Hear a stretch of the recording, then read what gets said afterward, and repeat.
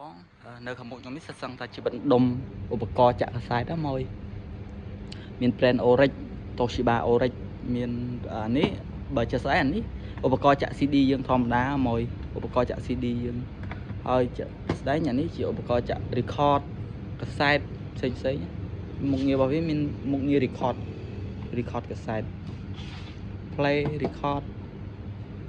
ស្អាតណាស់រូបរាងរបស់គេ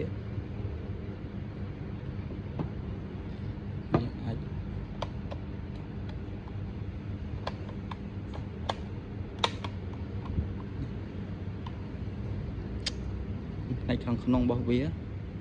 សឹងថាជាប្រភេទឧបករណ៍ចាក់ខ្សែតមួយ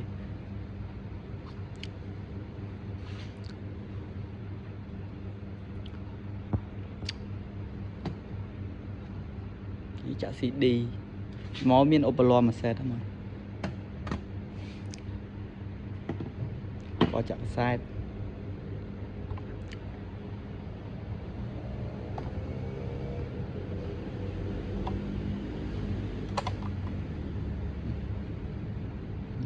ក៏ចាក់ខ្សែត